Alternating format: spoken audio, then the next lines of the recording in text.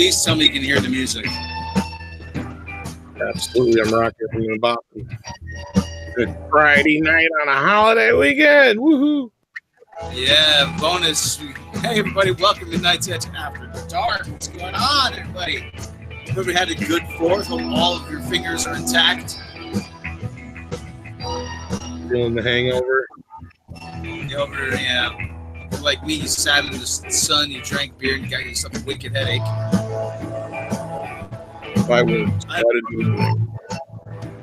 I'm, of course, your Supreme, Mr. Robert Shlomo. With me, as always, Mr. Tom Connors. Muffin. And, of course, our favorite YouTube partner.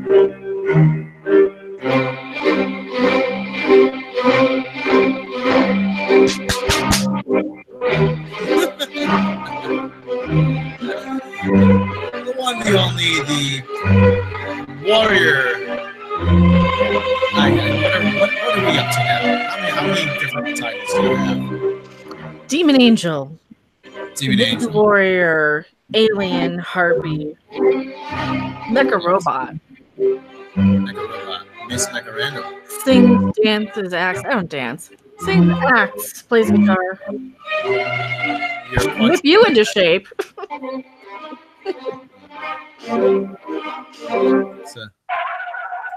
Okay. All right. Let's put the brakes on that. All right. How's it going, everybody? You know, let me tell you something before we start. I tried yesterday Vietnamese beer. I got to say, it's not bad. It's called 33. And it's pretty darn cheap, too. You can get like a case for like $11.99. This is not an official endorsement. I don't get a kickback for that. But damn, if you just want to send me beer, go free. Yeah, we'll take endorsements like that. As long as you're not affiliated with any movie companies or television companies, we're cool. Yeah. All right. Shirt punch. Okay, Shirt punch. I tried. All right, let's jump into the news. CBS probably told him, no go. Dildos? Schmega dildos. I touch dildos. I'm not against that. All right. What's in the news, Tom? You tell me. Well, the Friday, it's a weekend already because of the holiday. Mm-hmm. So we get a really good news dump. All we know is that everybody's talking about Not My Ariel. Yeah. Already, and we don't really give a shit because I'll be honest, I don't care. I'm not gonna go see it, so it don't matter to me. Either way, really. Now, but actually, that was it. The Yellow Flash actually found out some information about this. Yeah, he dug a little deeper on what I think a lot of us were saying, and he found like the original person was kind of a puppet account who tweeted out "Not My Ariel." So it was like just somebody out there to stir up crap. Apparently. Yeah, so it was trending on Twitter yesterday, the hashtag Not My Ariel. And of course, when you go through and you look at all these tweets, it's a whole bunch of people saying, oh my God, you're so racist, you don't want Ariel, to a whole bunch of nobody, a whole bunch of imaginary people, like nobody that I could find, nobody that Yellow Flash could find, nobody that I don't think any of us could find, were actually upset about the color of the skin of the actress.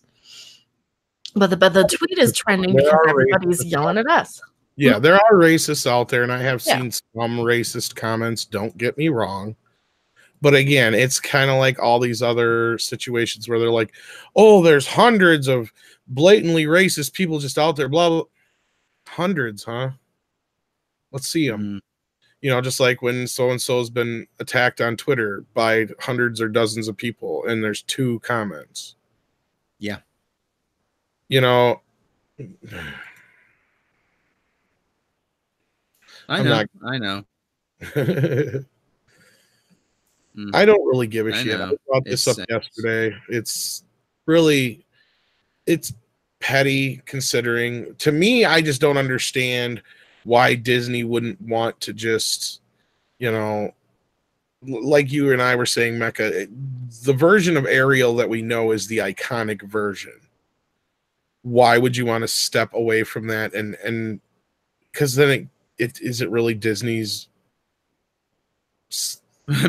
mermaid anymore. Well, I think this way they just get more tweets. They get more paired analytics. And that's really what, that's the kind of the bottom line here without dancing around it anymore. It's a lot of race baiting by Disney on their part. You can tell.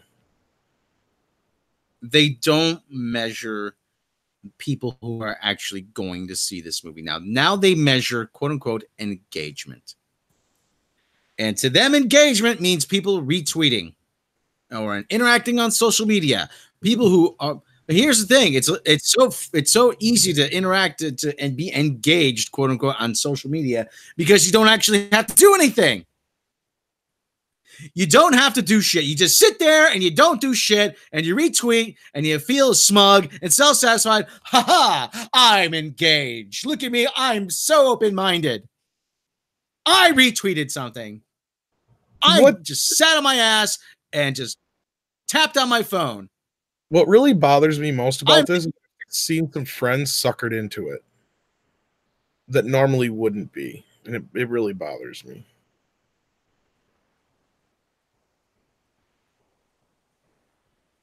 Well, did we lose you, Rob? Did we lose Tom? I'm here. Can you hear me? I thought we lost you. All right, we got a super chat. I don't know. Maybe there was a lag. Ka-ching! I don't have it up either, but that's all right. It's Purja. Thank you so much for the Canadian $22.27. Eh? He's a nice guy. See, he says forgoing the LV because Tom just plain nice. Tom was just plain nice last night, and I'm humble. No. You didn't have to do that. I did it for the love of the jiggles, and for to see the dance and chat. That dance that is fucking awesome. That is so. I think that's my favorite one. You got to get some music like it. It's not on you. Well, it's from Star Trek. It's the music that Vina dances to, the Orion chick. I know. But, oh man, he's like doing the Carlton. It's like 3 shots. Yeah, it's great. They're talking about the pop-up I have on my super chat on my live streams. So I played the 1701 to get it to pop up. I'm still upset that the Star Trek Online people do not have Susan Oliver's name on that memorial at the space station. Oh, really? That's bullshit. I've emailed them a couple times. Says, guys, you're forgetting Susan Oliver. Vina. J Roar says, so what's the deal about me being unsubscribed from everyone? Well, we actually, it's funny you say that, ask that, whatever. There's a question mark, so be asking. We just talked about this. What was it, the other day? Where we pointed out to people, if you miss like one of our videos, if you don't watch a video from somebody or two, YouTube will unclick your bell. And then if you don't watch anything for a while, they'll unsubscribe you. Now, I know it doesn't make sense, but that's how shit works around here. So, oh, no, they have a video. Make sure that bell is rung, people. So, well, and I just tell people to ring it every time they get every time they update the algorithm or the code somewhere. You always have to make sure you unsubscribe, resubscribe, or unclick and reclick at the very least. Yeah. I mean, I check a lot of the channels that I really tend to watch a lot. I will check periodically just to make sure I'm still at least belled, if not subscribed. And it happens. So, yeah. And then we see that too. We get the mass, unsubscriptions, and then we know why. Is because a bunch of people didn't watch one of our videos. So again, folks, don't get into these debates. Don't feed the trolls. You're feeding into exactly what Disney wants. And unless you see somebody who's being blatantly racist, don't go to bat for Disney. Don't stick up for this nonsense. I mean, it's fine. It's one thing. If people want to go see it, that's cool. Because on the other hand, it's not even the race thing. Because I've seen a lot of people say, wait a minute, hasn't Zendaya kind of earned this? And she would be a lot better for the role. And I have to kind of agree. I mean, she's a singer, is she not? Exactly. She's a Disney Pop-Tart singer, Well, the point is, I mean, she's done her Spider-Man movies. She's proved to us she can act. She can sing. She's already in the Disney family. She's already in the Disney family. I can totally understand where people are coming from. I really, really liked her, especially in the last Spider-Man movie. But here's what I always say. It says, oh yeah, blah blah blah blah, person of color, yada yada yada. And I'm like, yeah, you do know that Disney is a corporation that was founded by a white guy and is what's the word? Run by white people. And it is making a movie about a a white character from a fairy tale written by another white guy. So it's not exactly the most woke thing going, people. Okay, that's the thing. I always say, listen, you are not celebrating. This is not a win. All you're doing is getting the leftovers. Well, and let's face it, one of the reasons why they're doing it now is because they couldn't do this with Aladdin. That's one of the main reasons. So, and then there's the whole thing. The other thing I think, it won't let me open that, whatever it was, Mecca, so you'll have to do it. I think I know what you're going to pop up here, and so you can probably just share it yourself. What?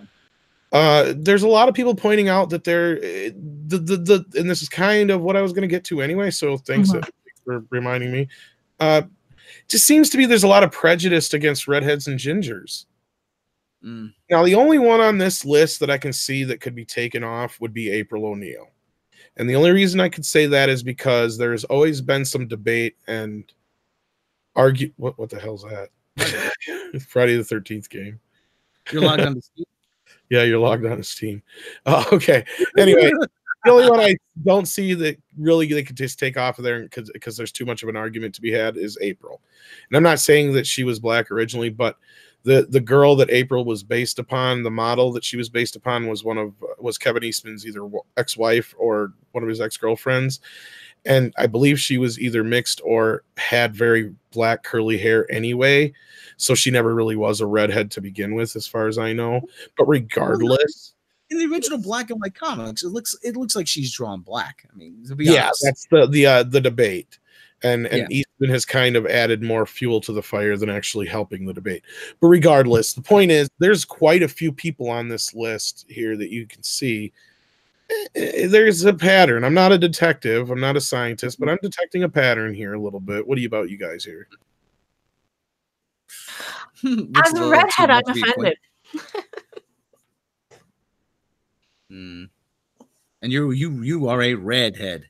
Yeah, a little bit. I think Doomcock's not wrong in his. I watched his video earlier before the show, and he's not wrong. I think that they're picking the whitest of the white in the group to pick on, I guess, and for lack of a better way of putting it. Well, it's Annie, we could take Annie off because the entire cast. It was kind of like, I'm not, that I mean, I guess there's an argument to be had that the entire cast was completely changed. So, but still, that's a good handful or half dozen or better of characters, But my thing is, like I said, this is. You are, by going to see this movie, you're not, and I said this about said this also about Black Panther. By going to see this movie, you are not scoring one for your side. By giving money to a corporation to see a movie, it is not an expression of your solidarity. You are not saying, "Oh, look at me, I'm so open-minded because I'm going to support a movie with a race-swapped character." Okay, that's not. That's not gender swapping too, not just the race, and that proves that we're not just racist, we're sexist. That's what they'll say. And that's not true. We don't care. We just want decent characters. We want strong characters, and I don't care as long as you aren't going out of your way to make a character another color or another race just to parade that person around and use them to sell your movie on basically what's the word I'm looking for? Predilection. That's what I'm looking for. I think so. Predilection that, you know, they're all woke and this is going to be something different and unique because somebody's been changed as far as their race or their sex. That shouldn't be what constitutes a good movie.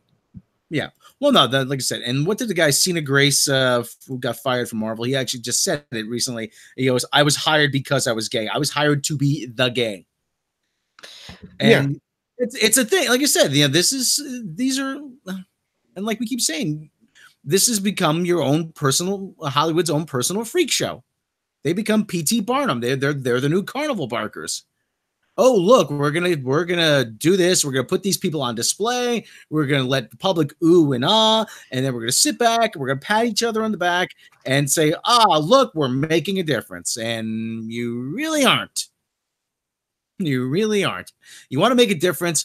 Just how about lobbying for polling places in poor neighborhoods to be reopened?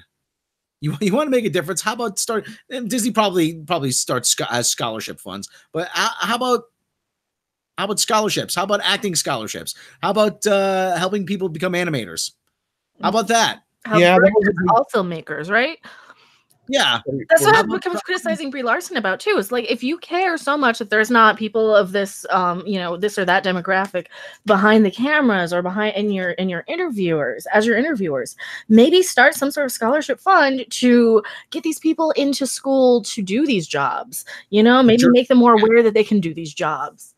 Journalism. It won't happen. Yeah. And it won't happen overnight.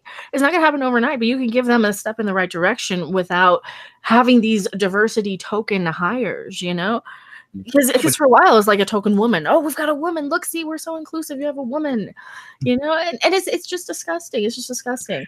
And I don't know who's actually, who they're actually offending here, because if you look at it, are they saying that the people of color now are the new redheaded stepchildren sort of stereotype? Because redheads were always picked on and bullied and you know they're sacrificed in, I think, Wiccan times, and you know there was like a lot of redhead shaming. Even now in the UK, they're like, oh, you're a ginger, you're whatever. And South Park did the whole episodes on it, you know, and so what are they trying to say? That people of color are now like the new thing to be discriminated against? Is that what you're really saying, Hollywood? I love that episode. Carmen organizes them into a hate group. That's great. Yeah. Andre's in the chat. Yeah, he's going to pop in here, I think. Absolutely, yeah. But one of the things he gets here, I'm not sure if this is a topic he wants to cover, so we'll hang on to this topic just for a few more minutes. I mean, I'm not trying to repeat myself again, but I said this the last time we brought it up. I don't really care. Like I said, as long as you don't change inherently who the character is and turn them into a stereotype. I even argued that you could make Batman any color of the rainbow as long as he's still got the car, you know, and Alfred and all the gadgets. He's fine with me, you know. Same thing with Superman. He's an alien. Everybody knows Clark is adopted, so he doesn't have to be white. And there's Andre. Hey, there's the boss man. And greetings, everyone. There he is. Now we have to behave. Oh no. Yeah, sorry about that. I come here to ruin your Friday. No, absolutely. There really isn't that much to talk about. That's the problem. No. Oh, I'm sure we can find something. Well, I'm sure you're in good process already, I should imagine. Yeah. Well, we're talking about the whole "Not My Ariel" thing, and I didn't know if you wanted to chime in on that or not, because otherwise we're about ready to move on from that anyway. I really haven't got too much to say about it that hasn't been said already, I think. Yeah, there's some level of hypocrisy in the media and in the casting and everything, but as you pointed out already, Mecca, it's all about getting those clicks. It's all about getting those woke points, or the brownie points, as I like to call them, and get some outrage, get some headlines, get all of that going.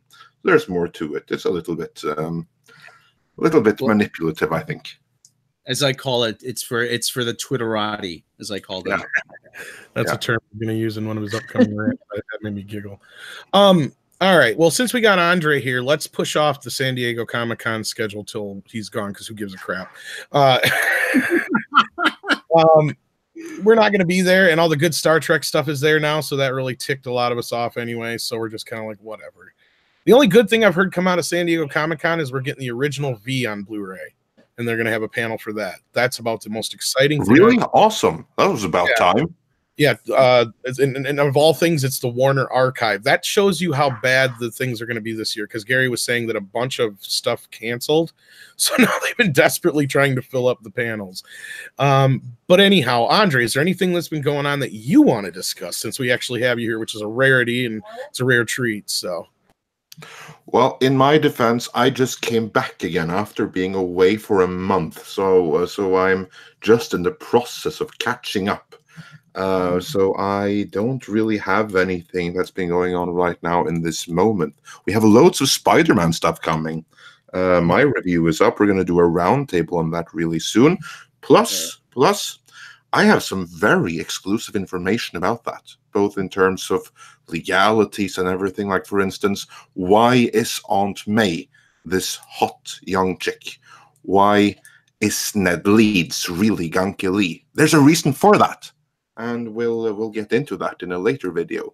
But for right now, Tom, this is your show, so you decide a topic, and I'll just chime into that. Well, I actually, just to go back on what you just said, the former I don't have a problem with. Aunt May can be hot as she wants. That's all I'm going to say. Right? I like hot Aunt May. I'm all for it. Yeah, me too. I like hot Aunt May. But anyway, but that's an interesting thing, and hopefully Rob can see the movie, because I think we're hoping to do that tomorrow, right? Live on the main channel, or are we going to record that one, Andre? So, I haven't decided yet. I have to decide it with you. We don't have to decide that right here and now. But we'll find that out. I just wanted to plug it if we were going to do it live. So. I'll make an effort to go see the movie tomorrow afternoon. It's good. I liked it. It has its issues, but I liked it. Captain Hare. Watch the subtext. That's all I want to say, because I barely touched on it in my review. Yeah, if you haven't seen the movie yet, don't see Andre's review. He spoils the shit out of it. Yeah. Anyway, Tom, carry on. Captain Hare. Captain Hare gave us a $5 super chat, which we appreciate. Hot dang, Andre's here. I'm still waiting on that video of you reading the Norwegian phone book. You know what? Since you sent the super chat, I'm going to do so right now. I'm going to go into the online Norwegian phone book. I'll read a little bit from it. Andre, I actually have a free version of Auto-Tune. I could make you sound like you're doing some electronic dance music to that. Yeah, I don't think so. Well, let's see. Let's find a common, or let's say Hansen. Let's see. Yeah, okay, I'm just gonna find some well, look at this. Here we have Ornes Sport. Online www.mexport.no, number 72 53 11 88. Adresse Stordalsveien 2 71 70 Åfjord. There I read from the Norwegian phone book just for you. Harass that guy. That was awesome. You wanted to hear it, so okay. That's Andre has brought up. If you guys do want to hear him reading books on tape or something like that, do give us some ideas, and he may actually be able to do that. So.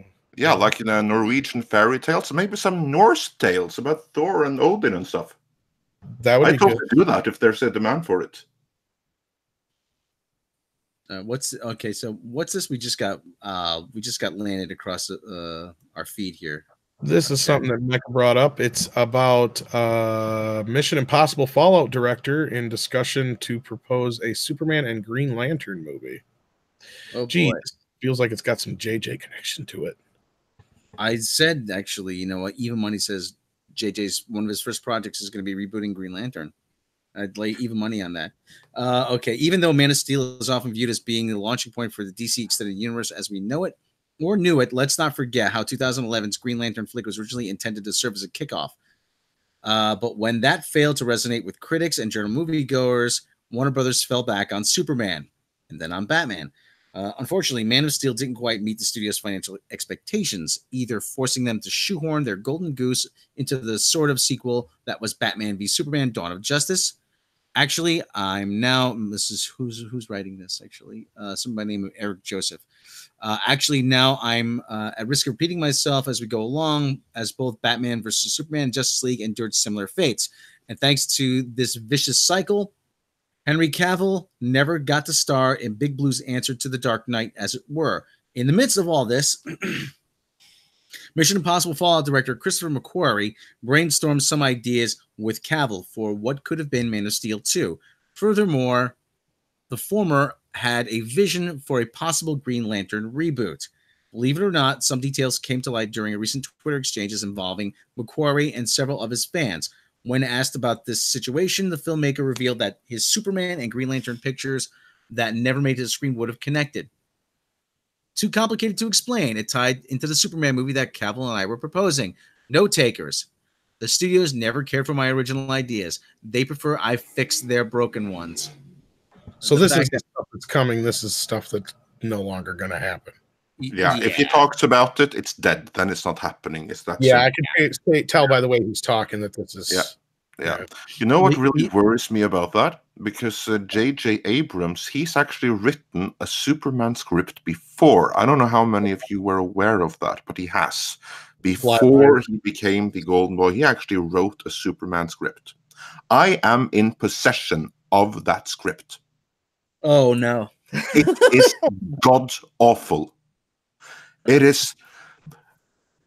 I don't even. Okay, I'm going to spoil it for you right now. You want to spoil it? You want to know what J.J. Abrams' Superman was like? Well, first of all, it was written not too long after The Matrix, so it's filled with bullet time. That's one thing. And Lex Luthor has a huge role in it. And there's a twist to Lex Luthor. He's a government agent. He's like, he isn't this private industrial magnate. Oh no, he's an G-man. He's basically like the anti-Superman task force. But there's a twist. Yeah. He's from Krypton 2. Oh man. So basically he has all the basically he's Sod. He has all the superpowers of Superman. Only he can use them. And then they can have like bullet time fights in the air. That's like the finale, the climatic battle towards the end there. It's a dreadful script, and I am really not at all happy about Bad Robot getting their hands on the DC universe as well. I think that's the last thing that the DC universe needs. In addition to them already having their hands on Star Wars and Star Trek and screwing both of them up. And DC had big enough problems to begin with. If now they're not going to have to be burdened with J.J. Abrams on top of it all. Well, that sounds like terrible fanfic, though. It does. Yeah, that's what his whole script was. It was terrible fanfic. Maybe do a whole review about it, a detailed review. Do the words red kryptonite appear anywhere in the movie? Because he's got an obsession with red matter, red whatever. Does red kryptonite appear anywhere in it? I don't. You know what? I don't. I haven't read it for a couple of years now, so I don't remember it. But you know what's bad? I cannot offhand rule it out that it does. If we probably wouldn't get in trouble with Warner Brothers, we should almost do like a full-on motion comic of it, or like a table read. Well, that's what I mean. Yeah, do the voices, but then have somebody, or even not some kid, do. You know what? Well, we can do it the way that we did the first draft of Josh Trank's Fan 4 Stick, because for the all-time fans, you'll know that in the third Trankgate video, we actually did that. We broke down the unreleased, the unmade original script, and we did kind of the motion version of it by finding replacement pictures to illustrate the action. If you haven't seen it, go and check that out. We should absolutely do that for this. That would be cool. Yeah, I'll have to get the link for that in the description when we're done here. Yeah.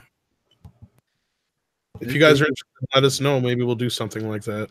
This sounds like one of those lists that come off, one of scripts that come off the blacklist. Now, if anyone's unfamiliar with the blacklist, that's kind of would you call it, Andre, would you call it like a repository of unused scripts that people just kind of write and they just kind of sit for years without any action being taken on them? Yeah, kind of. It's an ironic title because the blacklist, these are supposed to be the hottest scripts in all of Hollywood. But they're all scripts that are up for grabs. So basically, they are scripts that have been making the rounds in multiple different studios that several people have liked enough that they get like favorable reviews and stuff, but that none liked enough that they actually got picked up yet. And then they need to pick up some more steam. They need some more rewrites, although rewriting isn't always necessarily the best kind of thing. The list of movies or scripts that were excellent, but that were completely mauled in rewrites is a long and sad one. That's actually one of the biggest problems that Hollywood has, is their obsession with rewriting, even when something is already good enough. Yeah, so the blacklist, basically, yeah, it's like a list of the best or the most popular or most well-known unmade scripts, which are still up for grabs. Now, from my recollection, though, a lot of these movies that have moved off that famous list, like none of them have wound up being hits that I can recall, right? That anybody can think of here. I can't think of anything on the top of my head. Typically, it gets like lots of like hype for, oh, this script was the best thing on the blacklist, and then the movie comes and it bumps because those scripts weren't picked up to begin with for a reason. And I like Happy Time Murders, but I think that was one of them that was on that list for the longest time.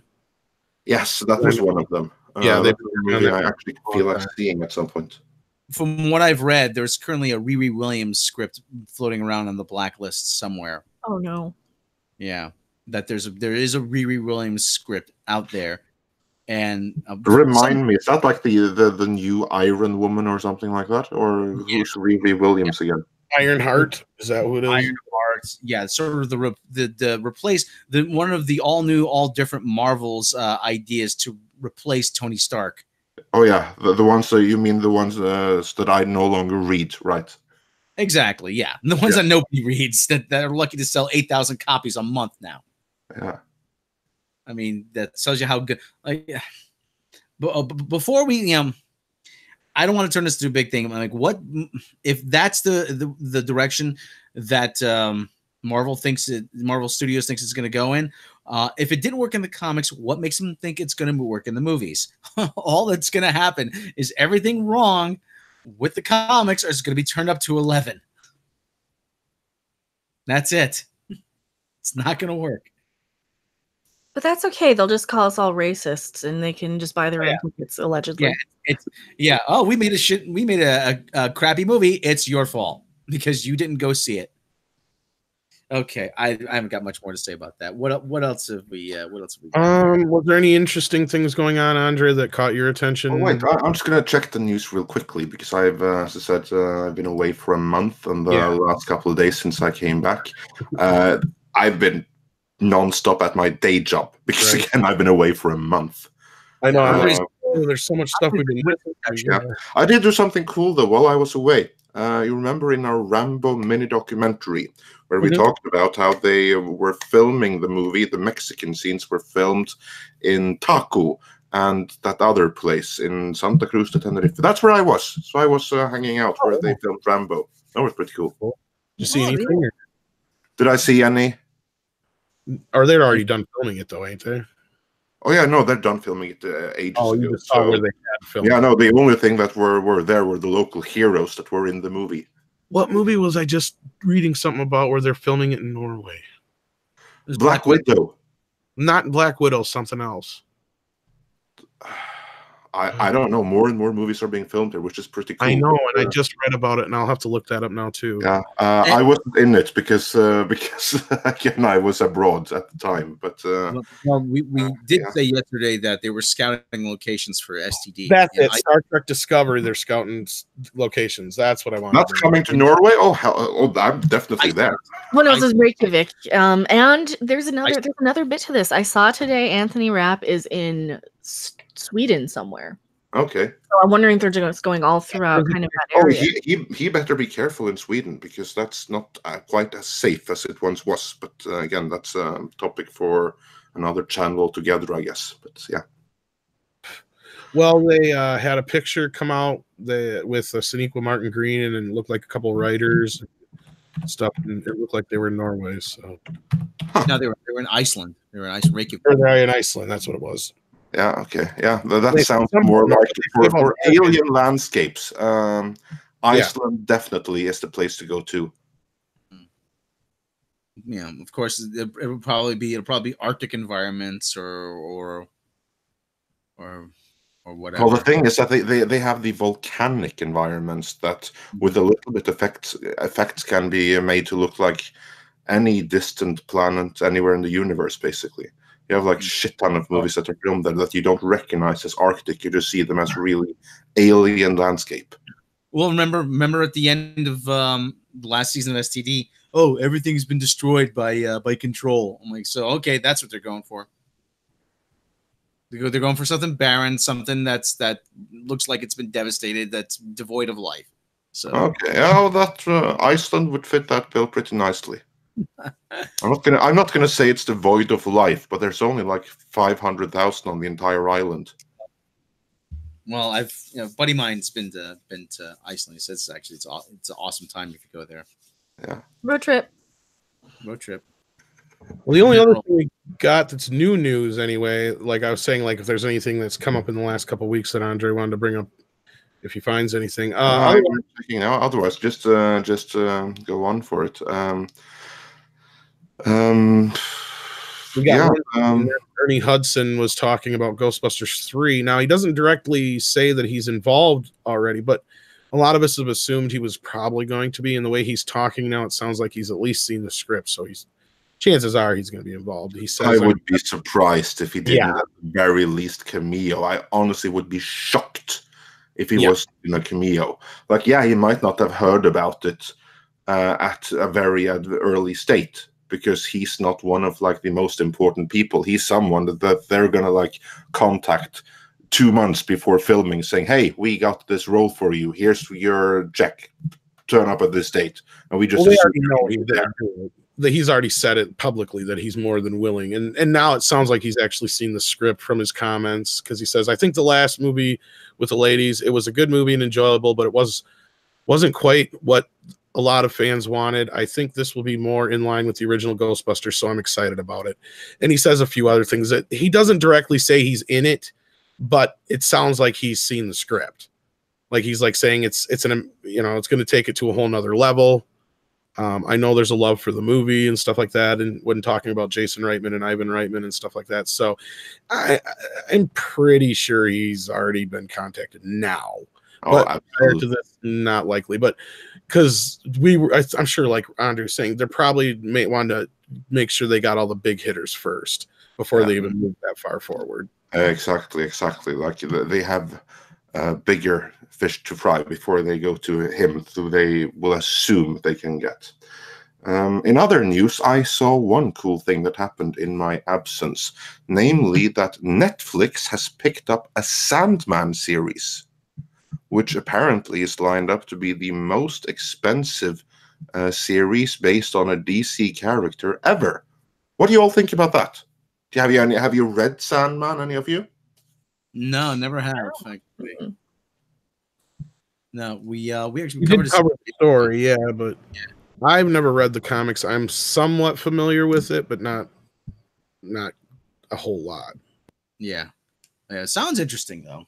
Yeah, that's something I seriously hope that they're not going to mess up, because the comic is an absolute landmark comic, and I was so disappointed that they cut Swamp Thing early. I haven't seen any Swamp Thing yet. I don't know if it's good or bad, but I just know that it was a really high-end production, and it had the promise of basically being spun off into both Constantine and further down the line into Sandman, and then that was cut short because they canceled the whole thing.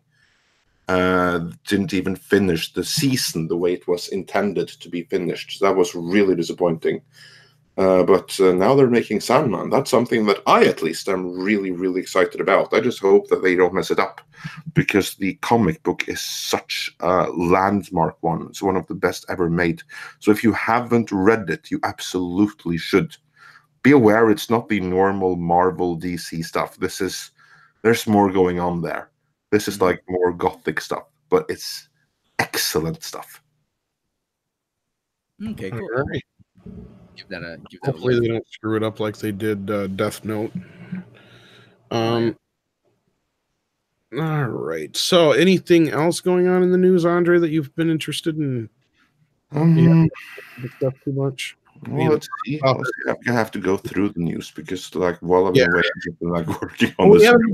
Your famous post-mortem, so any chance you can just kind of really go over what you've noticed in the box office the last couple of weeks, since we really haven't been able to comment too much since Men in Black?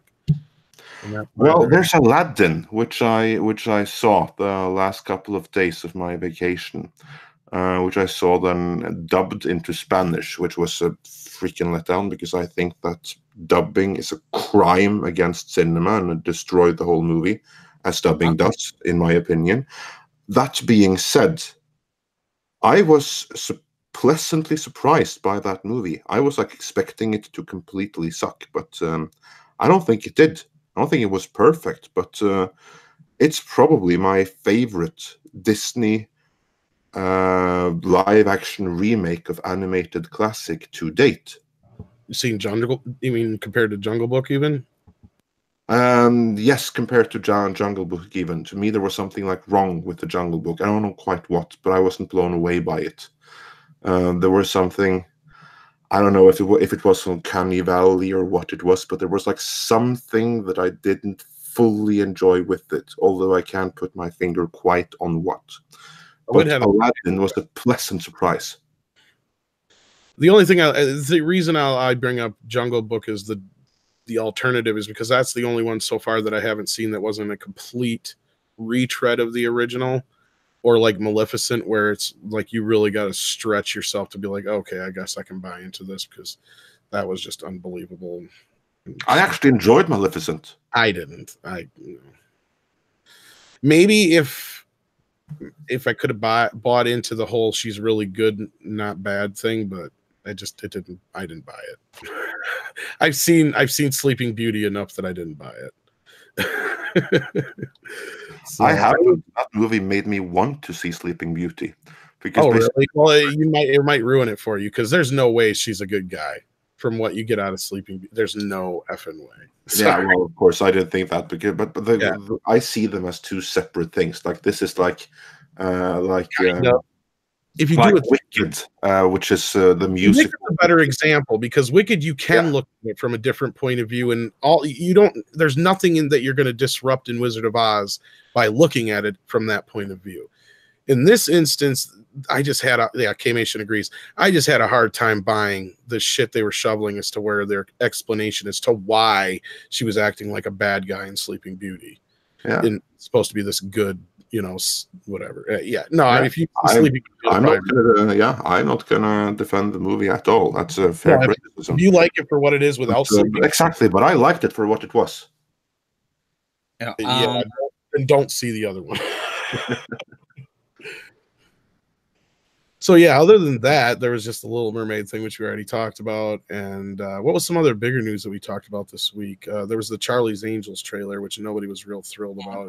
MovieWeb. I just saw this on the Facebook page. MovieWeb. Mask creator wants to do a gritty female reboot. Already has comedian in mind.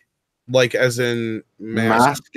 Which Mask are we talking about? The 80s cartoon Mask? No, Jim Carrey Mask. Oh, that's what I want to talk about this.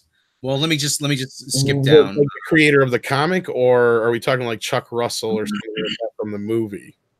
The Dark Horse Comics founder, Mike Richardson. When you say the Dark Horse Comics founder, you then mean the founder of the Dark Horse Company? Did he have anything to do with the Mask comic? He created the character. Okay, so he's the creator of the character. You know what the funny thing is? That with the right lead actress, I would be much less opposed to a gender-swapped mask than I would many other things. Because you know what the beauty with Mask is? You don't have to do a complete reboot. You can make the sequel. You can make this Mask 2 or Mask 3 or however many direct-to-DVD sequels there were or something. Basically, you can just make it a continuation with an older Jim Carrey mentoring a new person behind the mask. And that person can be a really zany woman. I would actually be okay with an angle such as that. Well, yeah. Well, he doesn't name anybody specifically, but MovieWeb throws out Kate McKinnon and Melissa McCarthy, of course. Yeah, so of course. Of course. You know what? Yeah. You know what? I'd go and see a Mask movie with Kate McKinnon. Yeah, I just saw her in that movie yesterday, the Beetle movie. She steals every scene she's in. You kidding me? Jeez, she's fantastic. Yeah, I thought she was good in. She was even good in Ghostbusters, as I said in my review. To me, she was the absolute highlight of it.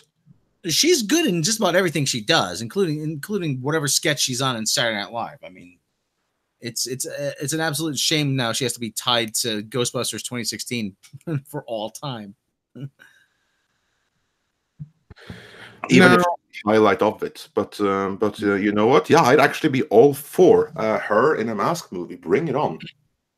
No, I mean, I'm not totally against it either, because it depends on which road you take. Because the original Mask comic, and I'm sure Andre and Rob and stuff know, it is brutal. It's nothing like the Jim Carrey Mask. And I actually have to say in this case that it was probably the right thing to do that at that time, because now it would be a different story. You could probably do a dark and gritty on Netflix kind of Mask series perhaps, but there's no way you're not going to be able to do a mass general audience movie now in the old style with the dark and gritty bloody mask. Yeah.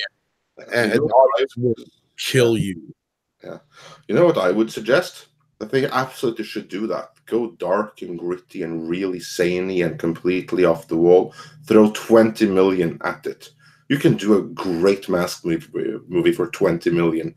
There's no reason a Mask movie should have to cost like 80 million or something. That's ridiculous. Well, and that was one of the movies that Robert Shea said he was most proud of in our interview.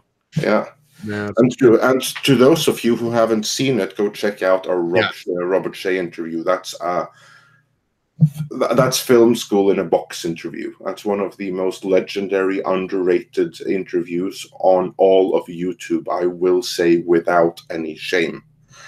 Yes. But one who hasn't spoken too much lately, Mecca, do you have any thoughts on female Mask? Yeah, I mean, yeah, depending on who they get to star in it, it wouldn't really matter.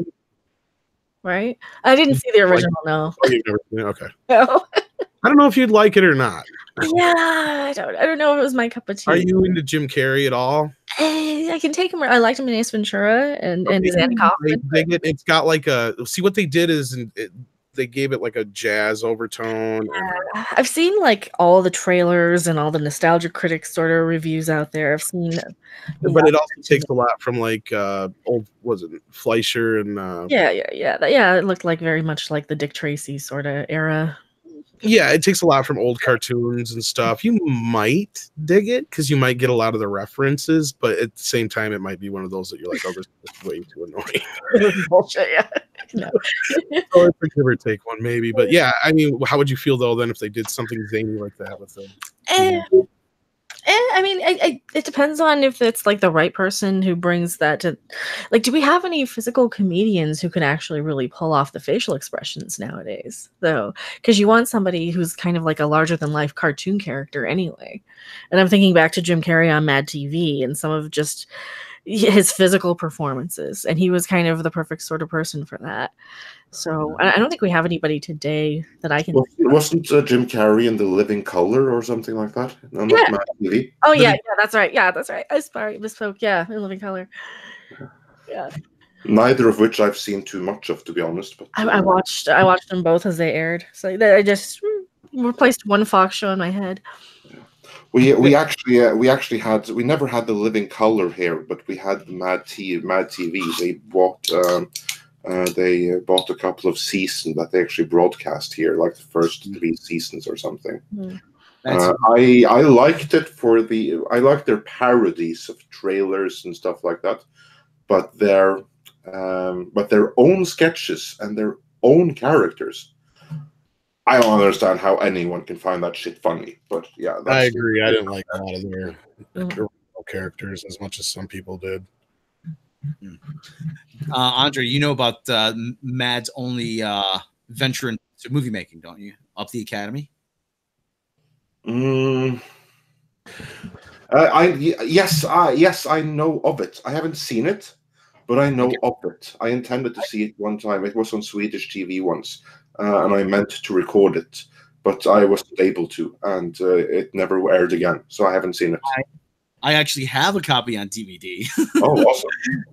Yeah, it was only $5. And the movie was touted as was actually so bad, tested so poorly. It was so bad and it's actually not that bad a movie.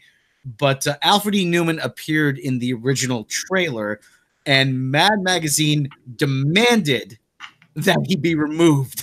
So and that's how came off and everything. Yeah, I remember hearing about this. Yeah, and there's news to that effect. Yeah. Any association with Mad Magazine had to be removed. And so actually, it was actually Mad Magazine's actually ending its 57-year print run. Yeah, that's the sad news. I don't know if you got that up. I can get you one here. Yeah, well, actually, I have Bill and Ted next on the agenda, so why don't we talk about that, actually? Yeah. Before we move into Bill and Ted, I just have to answer one comment really, really quickly, because I saw someone ask a cool question. So let me scroll up for a little moment here. I believe it was Wagyu or something that asked if there was, Wagyu. Is that how you pronounce it? If not, I'm sorry for butchering it, but hey-oh. Is there any Legend of Conan news? No. There isn't. Not at this time. I am not aware of any kind of forward motion at all with any kind of Conan project. I do know that from the Conan rights owner's point of view, Legend of Conan is the last thing that they want to do. What they want, ideally, is a complete and total reboot. Not on film, but on a high-end TV series. And that's what they had at Amazon before the change of management. And what they're doing behind the scenes right now, I don't know. I know that they're trying to set something up, but I don't know what. I don't know if they have reverted to maybe seeing, can we do something with Legend of Conan? That option is on the table, but I don't know at this time. When I do, I will keep you up to date.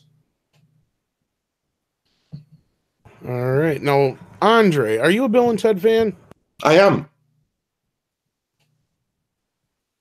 All right. Excellent. So I don't know if you've been paying attention. We've been trying to follow the Bill and Ted news as much as possible. I saw that they started filming on Monday or something, didn't they? Mm-hmm. Yes. Was it last Monday or this Monday? I think it was Monday. This past Monday. Yeah, because I read it while I was at the airport, I believe, that today they started filming. And I was in the airport at the time, cursing that the flight was delayed, but that's neither here nor there. So, we've been covering the Bill and Ted news now. Mecca, you actually kind of became part of this.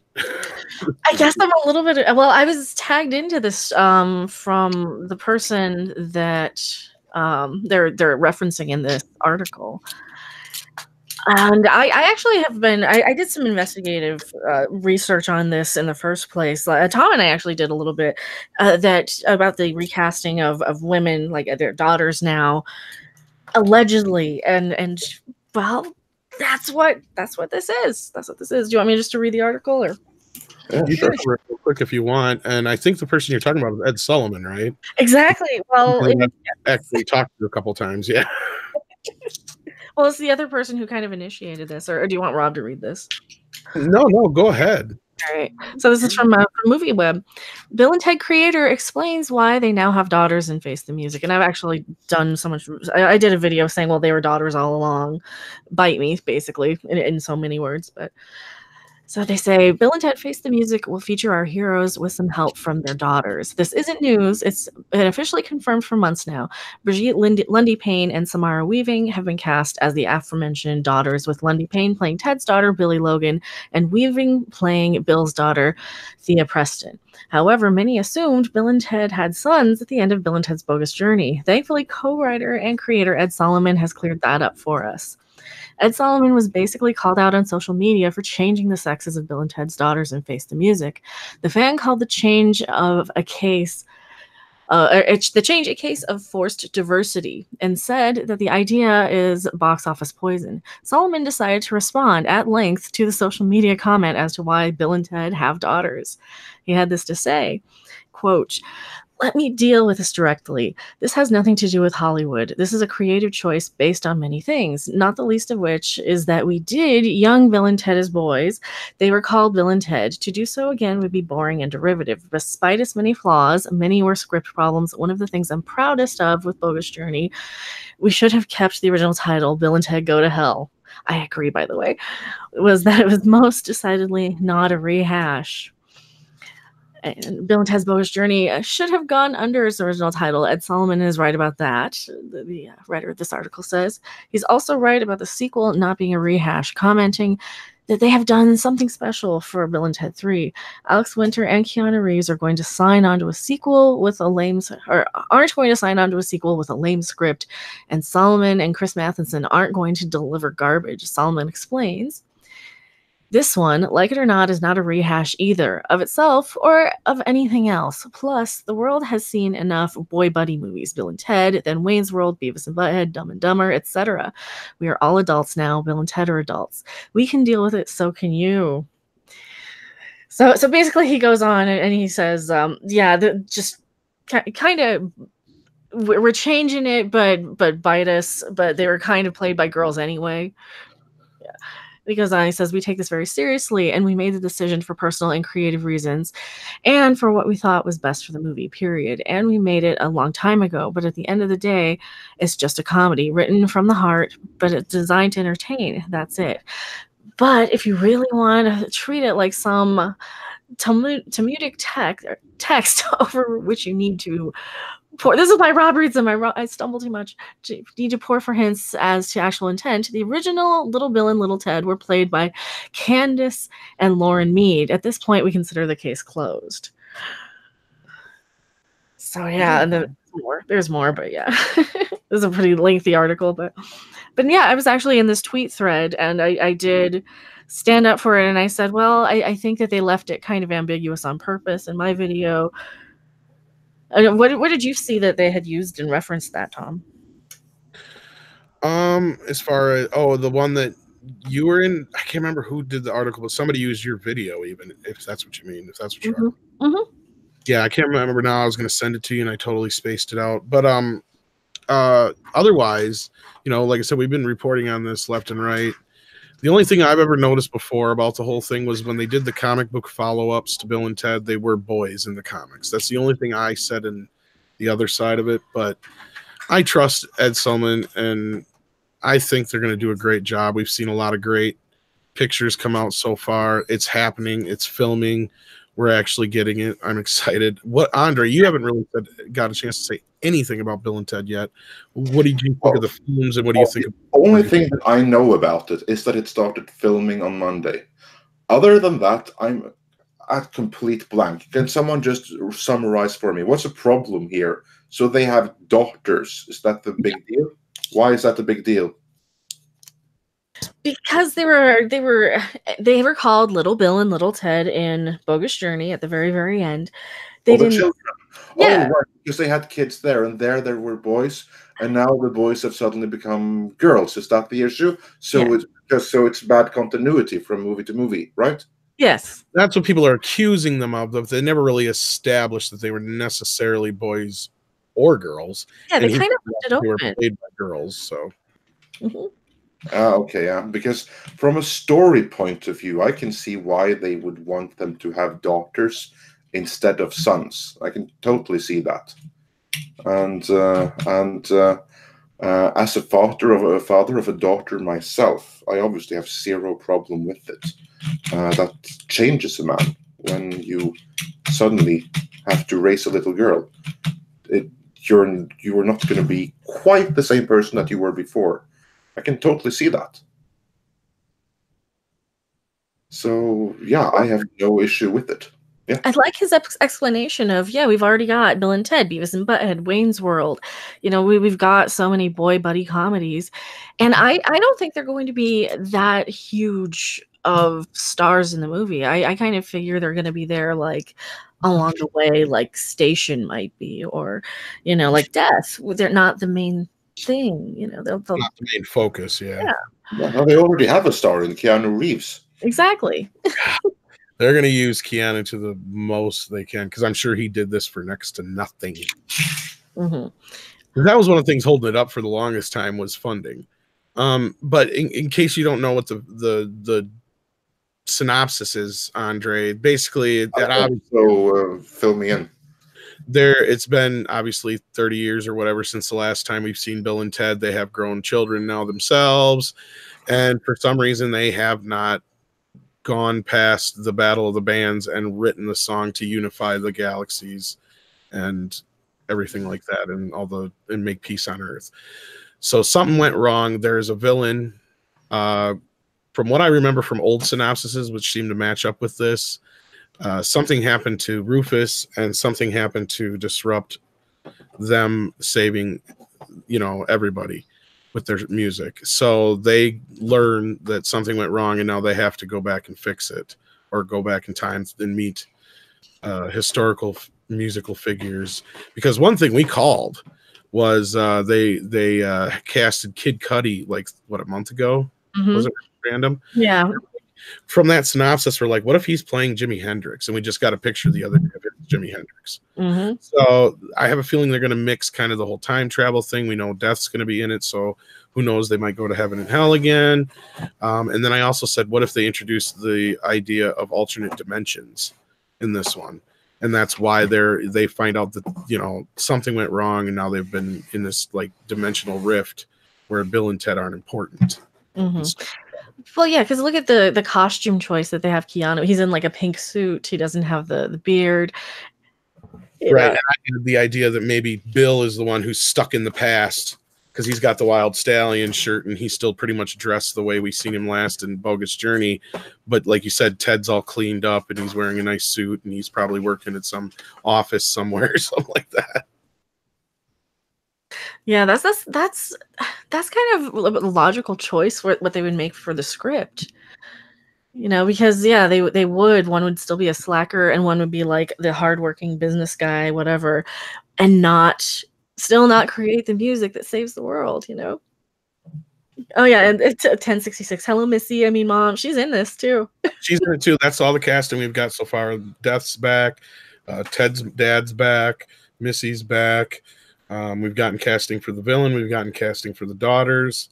So yeah, after you've heard that all now, Andre, what's your feelings? I'm looking even more forward to it now. It sounds awesome, all of it. Like one of them is still being a slacker, basically in the same place as he was 30 years ago.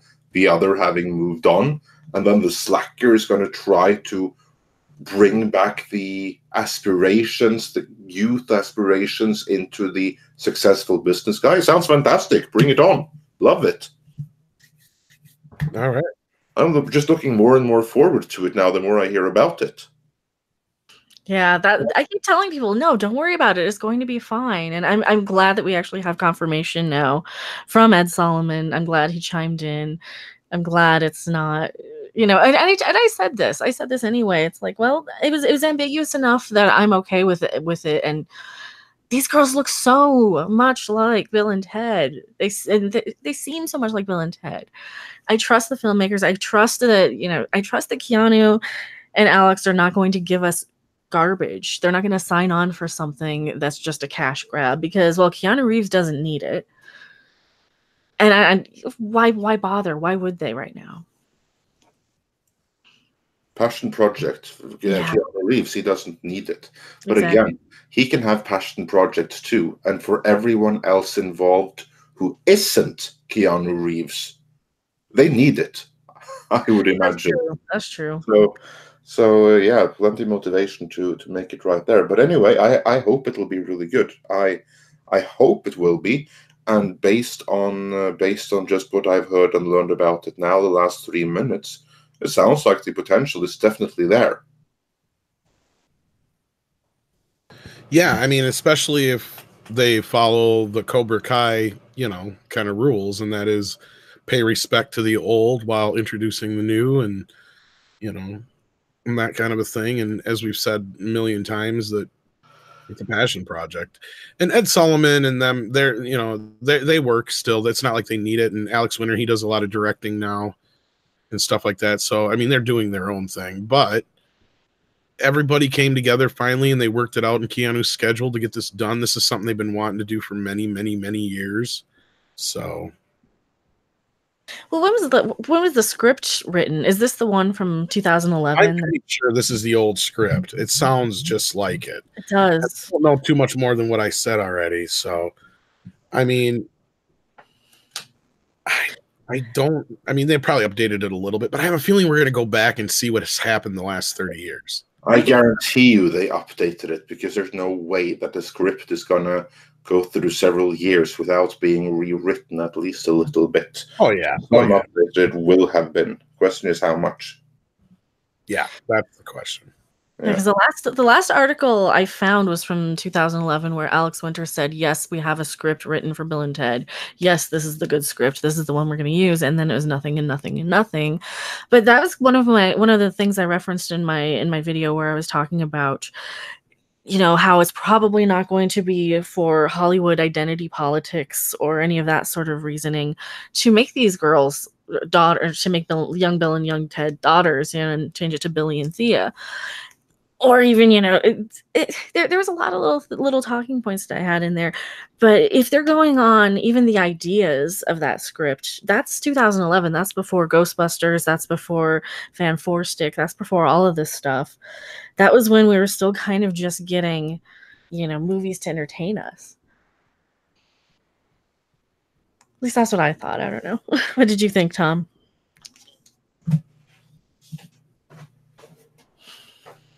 Or Rob, or anybody? Yeah, I have some thoughts on that. Yeah. I think that this movie is made exclusively to entertain us, and the script has been there for a very, very long time. It's just that the funding to make it happen hasn't been there. The interest from Hollywood hasn't been there, because they need something else to show them that this is a worthwhile investment. And what was that worthwhile investment? What showed them that this can be done? I believe that was the success of John Wick 1, John Wick 2, and John Wick 3. Keanu Reeves is now suddenly a huge star, and people like Keanu Reeves now, when just a couple of years ago he used to be relentlessly mocked for being a piece of wood. But now suddenly everyone loves him.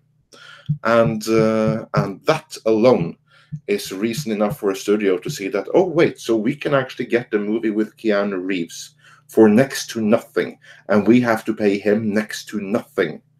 John Wick, we can get John Wick in a movie for next to nothing. Well, fine, go, green light. That's how that got made. I think it's that simple. Yeah, I think that has a lot to do with it. Yeah, and then they already had the script, everything, which is obviously from the current era, for lack of better words, so probably it's a good script. That was basically the same thing that happened with Dumb and Dumber 2, to my awareness as well, that they had the script that had been lying there collecting dust for years and years, and then I don't know exactly what triggered that to happen, but for one reason or another, then someone decided that, okay, now we have to spend money on this, and then they brushed off an old script, which was nowhere near as good as the first movie, but still sometimes things like that happen. Yeah, I don't think it was bad as most people do, but I think what happened with that was Jim Carrey finally showed some interest, and then New Line decided they didn't want nothing to do with it, and Warner wasn't going to throw the money out of it, and then Universal picked it up and turned around. Yeah. And I think the big thing was also is that the Farrelly brothers were interested in doing it again, and the only thing is nobody was really interested in working with them because at this point they had sullied their names from being the go-to comedian directors to don't hire those guys because they're going to make some movie like Stuck on You. Yeah, fortunes can change really quickly in Hollywood, so better. You always want to sign up when you better. I'm trying to auto-translate. Yeah, Norwegian expression to English, but it's not working. Cover your ass, hedge your bets. Yeah, basically that's what I was going to say. So you better do the forging while the iron is hot. That's the translation of the Norwegian expression. I was going to. How they say it in Hollywood is basically you make your big deal while you're hot before your next movie comes out and flops. Exactly. Basically, strike while the iron's hot. And then it goes right off that saying, and that you see that all the time, especially after somebody wins an Oscar or has a big movie that comes out. You'll see them make some big huge deal the week after. Yeah, piss or get off the pot. Yeah, that's any number of euphemisms you want to. No, actually, my favorite example is the guy from Avatar, whose name I've forgotten by now. Sam Worthington tried to make happen. Yeah, basically, because they're the agents decided, oh, this guy's going to be a huge star. And then they make deals for him to be in like a bunch of big blockbuster movies. And then the audience doesn't really take to it. And that's the end of that. That's the same thing that happened with Taylor Kitsch. He was also like in 3 huge blockbuster movies inside of 1 year, all of which flopped. And that was the end of his main. They tried making happen too. Jai Courtney was another one they tried making happen. Sam Worthington was the one? Yeah, that's what I said. Worthington, can you guys not hear me? Well, they're so forgettable. Yeah, and then that was because he was an Avatar. Agent decides that this guy is going to be a star. Doesn't mean that the audience is going to respond. Roman Reigns. If you follow wrestling out there, you know the name Roman Reigns. Well, if anybody's ever seen the show Entourage, that's what really happens in Hollywood. Like, they pick a kid, they go, you're going to be a star, we're going to fucking make you a star. And then they spend all kinds of money on trying to make somebody a star. And then it's up to the people to either accept that star or not accept that star. And in the case of all the people we brought up, Sam Worthington, Taylor Kitsch, and Jai Courtney and whatnot, they just didn't click. You know, some of them have been lucky enough to find, character actor work since then. But what has Sam Worthington really done since that Terminator movie? I don't know. What? Anything? He's done loads of smaller movies. He hasn't done any big things. Because he was also in several huge movies. But again, none of them really clicked outside of Avatar. And then since then, he's been in loads of movies, but smaller movies. Many of them will never even be released theatrically. So yeah, that's how that is. Speaking of him, Captain Robert April had a comment here. John Carter wasn't Kitsch's fault. No, that's true. It wasn't his fault. He got cast in all the movies, and he did the best thing he could in every single one of the movies. He did his best. But there were other people that screwed up. Some of those movies could never have been good. Some of them could have been good, but weren't for other reasons. One of them is John Carter. However, I disagree that Disney sabotaged the film. They didn't. Andrew Stanton sabotaged that film with good help from the screenwriter and from his Pixar buddies, because he tried to make that movie the Pixar way of making it, because he wanted to change Hollywood. So he wanted to basically remake the movie over and over again until they got it right. Only that don't work so well in live action. And what Disney did wrong is that they let him do it time and again. Several people in Disney lost their jobs because they let him burn through so much money. But the one ultimately to blame there is Andrew Stanton. It's his fault, not Disney's. You know, usually I'm going to stick up for the individual creator rather than the studio. But John Carter is one of the cases where the only thing that Disney did wrong was award way too much control to the director. They needed to shut that down before it got so far. But yeah, that's a topic for another video, a video that will be made at some point. Well, and that was what Disney was kind of doing at that point, and a lot of people forget, and Rob brings up, and Mecca brings up sometimes too, I'm sure, is that there was an era where Disney was doing nothing but burning money, literally. Like, they had 3 or 4 of the biggest flops of all time, and that is to cost to box office ratio, because I did a video on this when I first started doing this kind of stuff on YouTube. And they had like 3 of the top movies, and they were John Carter, Lone Ranger, and Mars Needs Moms. And they had a couple other scattered ones in the top 20. Yeah. And this was sorry, I just have to follow up to another. Captain Robert April. A decent ad campaign emphasizing the historical nature of the property could have made for better box office returns. I agree, the marketing campaign was horrible. You know who micromanaged it? Andrew Stanton, Disney's marketing director, even left her position in protest because she said, we cannot sell the movie this way. But that's what Stanton wanted, so that's what happened. So again, Stanton is to blame for John Carter. Yeah, sorry, because Disney was, I was just saying, they were just allowing a lot of these filmmakers. John Favreau, I think, was the one who threw away all the money on Mars Needs Moms, like a $200 and some million animated film. Yeah. And Lone Ranger, a lot of us know the history of that thing. And that was because they were trying to capture that magic of Pirates of the Caribbean, and they didn't have it. Even the sequels didn't capture that magic. It was just a fluke. It was a one. It wasn't even. It shouldn't even have been a hit. The Pirates of the Caribbean is one of those movies that's better than it had any right to be. And the only thing that made that movie was Johnny Depp. Really, in the end, if you look back on it in history, as far as I'm concerned, I don't know if anybody has a difference of opinion on the panel, but that was a time where Disney. It was dark for Disney. That was when Eisner, I think, got booted, and they brought in Iger, and then Iger's like, you know what we're gonna do? We're gonna do what Disney does best and take known properties and give them a Disney push. And so they bought Marvel, and they bought Lucasfilm, and they bought, all that kind of stuff. So, I mean, that's where that era started right there. Yeah. But also, and this is something that Disney actually deserves credit for, they weren't afraid of taking risks, because they actually supported their directors and the director's vision, and they pumped so much money into the movies. Like, for instance, why John Carter could be such a huge flop? Because they allowed Andrew Stanton to burn away hundreds and hundreds of millions on it. It's the same with the Lone Ranger. Why would you give the Lone Ranger movie such a massive, massive budget? Because that's what the filmmakers wanted.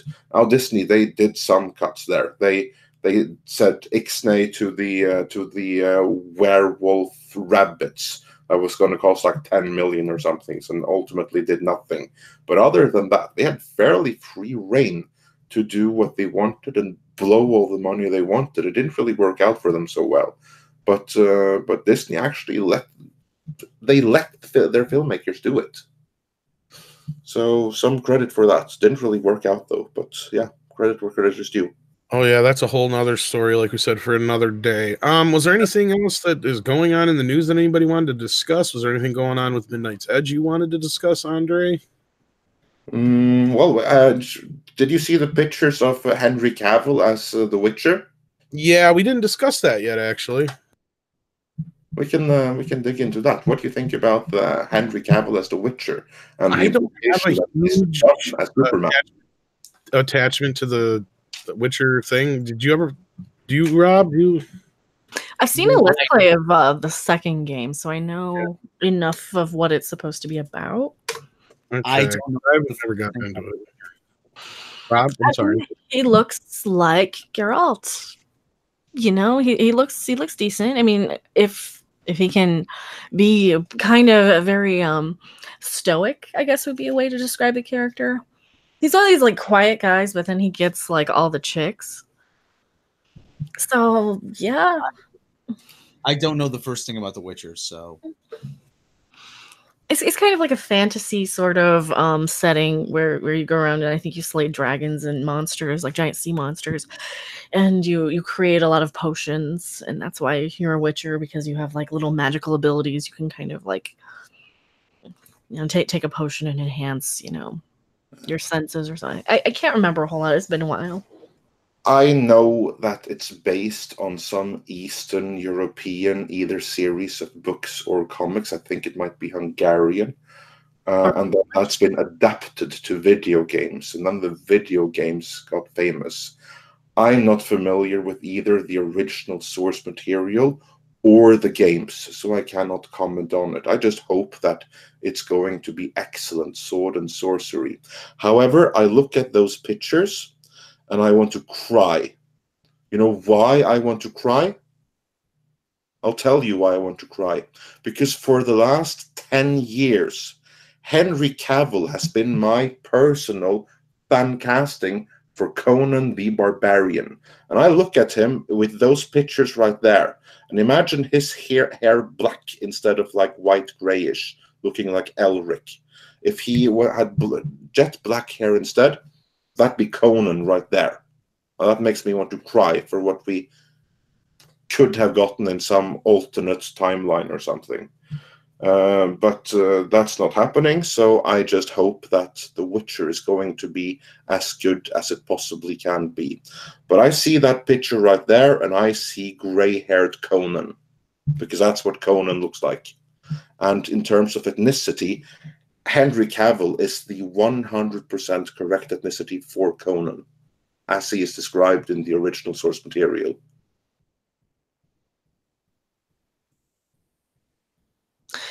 Yeah, the more I look at these, yeah, the more I'm seeing it. There's a whole lot of like little side by side shots.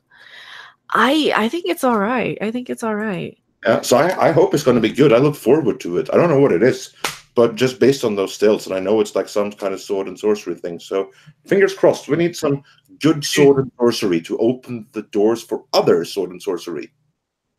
Yeah, you brought up Elric, didn't you, a couple seconds ago? Yes, Elric. I did. Yes, I did. Yeah, he's too big and powerful for Elric, though. But like I see Elric, that Elric, the paintings I've seen him, he's always portrayed as like being sickly, or and whatever. But yeah, so he's way too buff for Elric, but just like the hair color and like the blondness and the almost albino-ness of the picture. God, that's Elric. The Elric saga was something that's been on the back burner for God knows. There's something that was been on the blacklist for ages. Yeah. I remember they announced that right around the time Lord of the Rings, that the rights had been acquired by, I think, Universal. But then Universal, they failed to jump the gun. And also keep in mind, Universal, they had the rights to Legend of Conan. The reason that you don't have a Legend of Conan movie starring Arnold Schwarzenegger in your Blu-ray shelf right now is because Universal got cold feet, although they had everything lined up. Script, cast, director, that was never announced to the public, but they still had one. Everything was ready to go, but they just didn't want to deliver the money, and it all fell apart. And I believe that's the same thing that happened with Elric. They had everything. If they wanted to, they could have made it, but they decided, yeah, we're not going to risk that.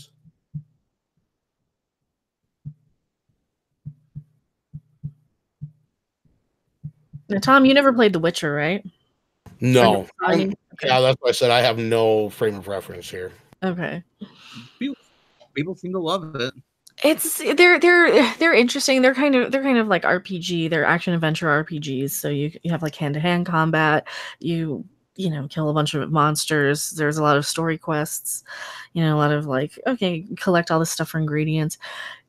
I don't remember a whole lot of the story so much, but yeah. It's very much fantasy. It's very much like, yeah. First Grade Jedi says, wasn't Arnold not interested either?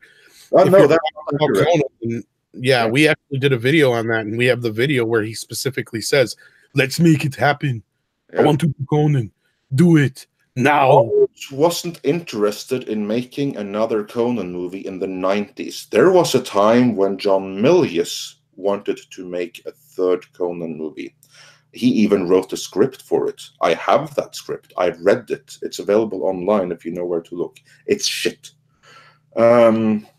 But at that time, Arnold Schwarzenegger wasn't interested in reprising the role. He maybe could have been interested if he hadn't won the governorship, but he did.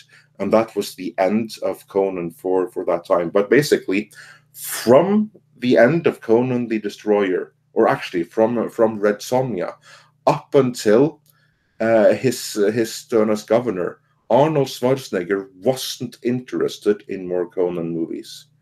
But when he wanted to do his comeback into film after being governor, then he wanted to do Conan.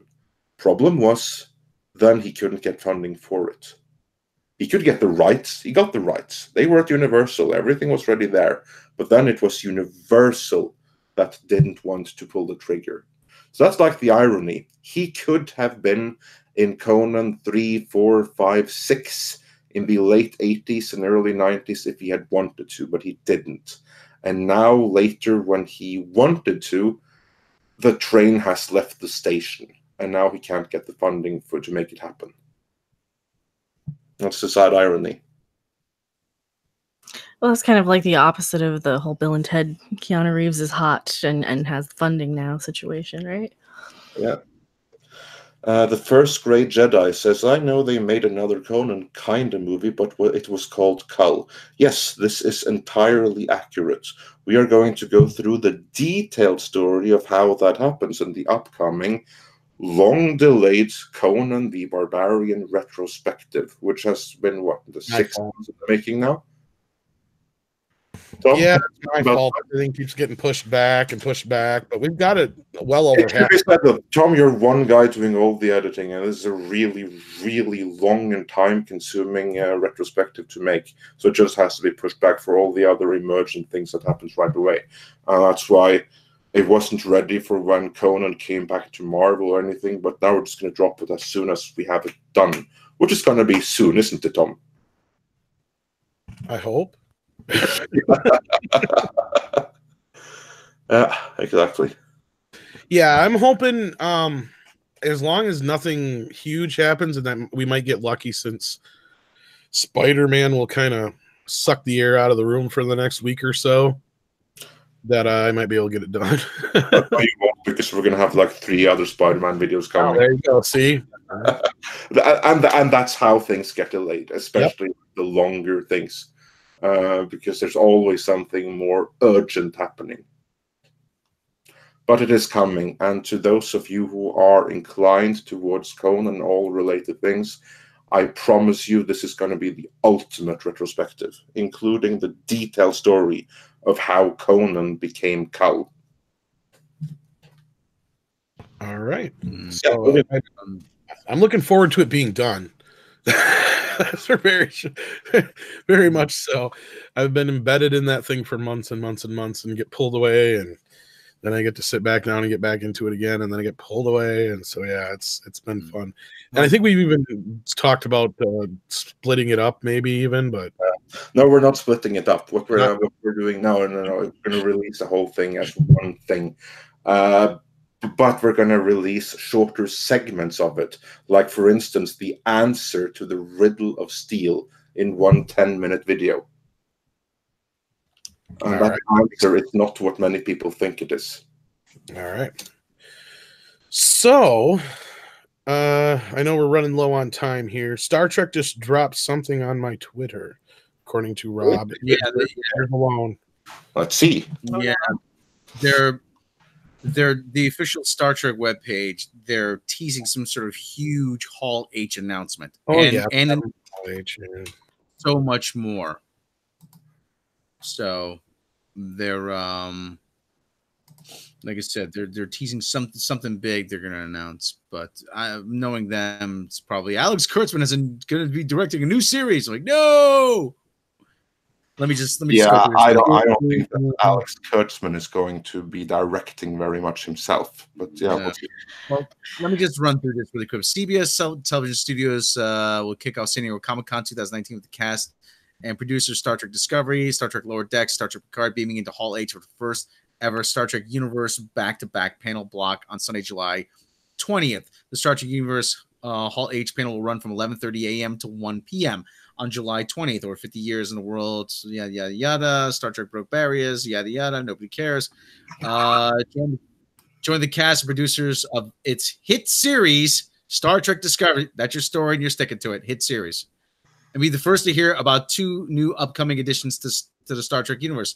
Highly anticipated new Star Trek Picard, starring Sir Patrick Stewart, and the animated series Lower Decks. Star Trek Discovery Only cast things that have already been picked up. Yeah. Hold on. Well, maybe we'll get the title of the other animated series that we're supposed to be doing. Bringing Star Trek Universe San coming out. Okay, right here. Who the fuck cares? I know. We don't want it. I don't want it. We already have the Orville. We don't need Lower Decks. All it's going to be is a rip-off of Orville. That's it. It's going to be a rip-off of Red Dwarf, I think. Or that. Either or. Take your pick. Don't ruin Red Dwarf by... No. Oh, no. The guy from... Like I said, it's the guy from Rick and Morty. So, I mean, that's... Hey, guys, can we get... what's popular? Rick and Morty's popular. Oh, yeah, can we do that? But, like, in Star Trek? So it's just somebody in a Star Trek uniform yelling, "I'm Pickle Rick." No, we've already brought... Let's be fair. Let's wait and see. Because if it's the creator of Rick and Morty, which I've never seen, but I hear good things about certainly from Rob, then let's wait and see and give it a chance. Like, just look at, for instance... yeah, okay, that was a bad example. I was going to say... it wasn't the creator, Andre. It's Dan Harmon, the creator. This is just the guy who was, the showrunner for the second and third season? He was a writer. He was a writer in the second season. A writer. Yeah. Morty, we got Klingons on the starboard bow, Morty. We need to charge the shields, Morty. And to be fair, isn't there a lot of people who think that the second and third season pale in comparison to the first anyway? Yeah, I mean the second season is great. Is still great. Not nearly. Well, no, there's a lot of good moments in the second season. Third season is a lot of people. I don't know. I don't know how they view it, but I'm not trying to bring down the party. But first and second season are probably the two. Well, God, there was only 20 episodes for God knows how long, and he just kept rerunning them. So you had no choice but to watch that. Well, let's face it. All they're going to show is a full-length trailer for Picard. Yeah. They're going to announce probably that Brent Spiner is going to make an appearance. They won't say what he's playing because it won't be Data, probably. It'll be just some other character, I bet. Other than that, they'll show some... Because Kurtzman brought up that storyboards have been done for Lower Decks or whatever. So they'll show some storyboards from that. They may show like an animatic. That's about it. They may have a teaser trailer ready for the Nickelodeon show, and that's probably about it. They've already announced way too much stuff to where how are they going to add any more to this plate of things that have not been ordered?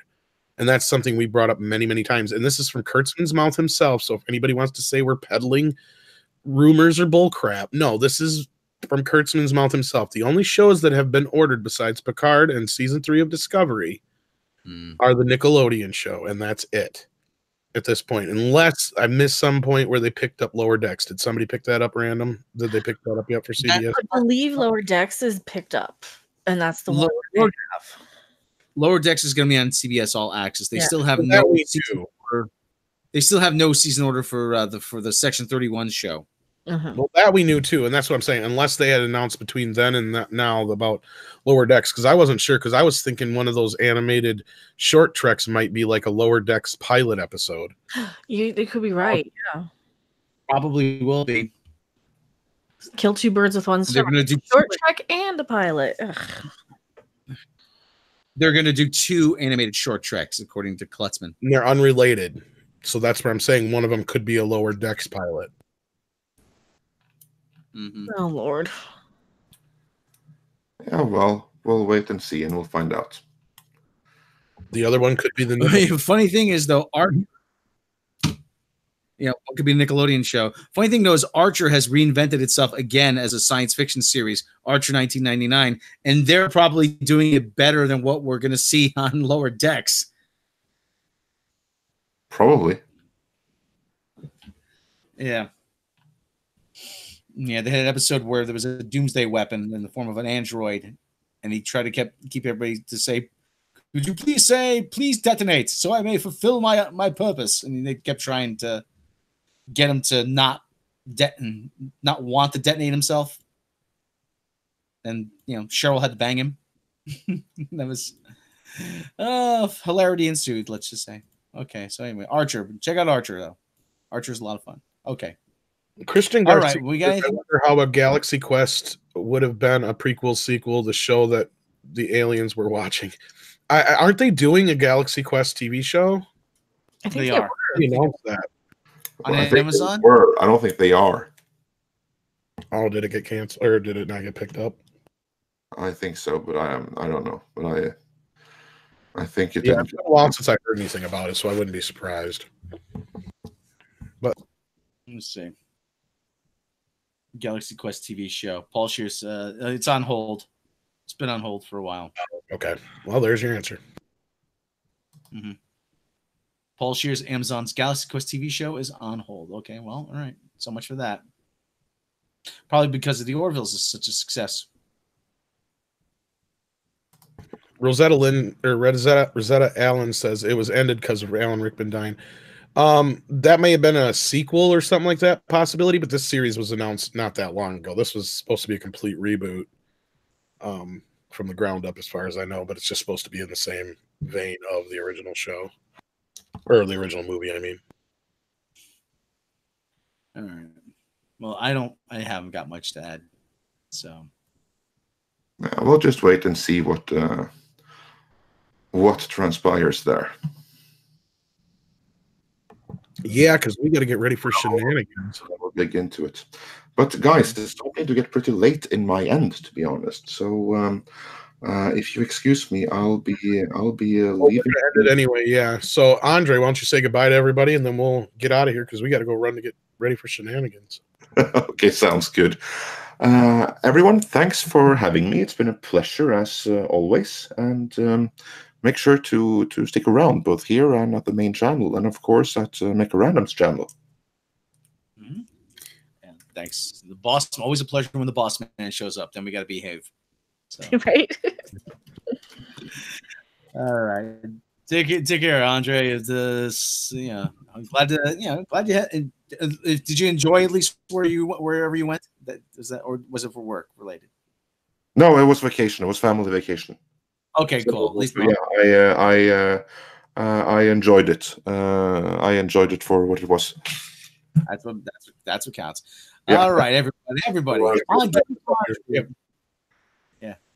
So anyway, let's go through the wrap. You like what we do? Like, subscribe here. Like, subscribe over to main channel. Hit the bell icon on both channels. That way you're notified. Make sure you're still subscribed and make sure the bell is still clicked because YouTube has a bad habit of unsubscribing and unringing the bell. And if you really like what we do, check out Patreon. A little as $1 a month can get you all kinds of bonuses, bloopers, outtakes, lost episodes, behind the edge making videos, my 10-minute stand-up set, and more. We also have Subscribestar. What's the address for that? Subscribestar.com/midnightsedge. I believe so. Yes, and we also have PayPal. If you want, support the show directly through PayPal. And as I always say, if you don't have the means to support the show that way, please like, subscribe, share with your friends and neighbors and relatives and everybody, because as I always say, we cannot do this without you. Mecca, tell them about your channel.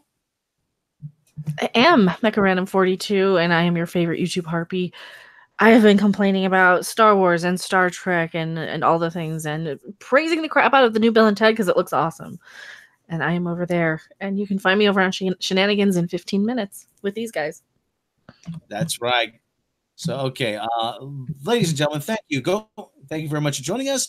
Go over to Mary Mayhem stream in about 10 to 15 minutes. Check us out over there. And And we, of course, will see you next time.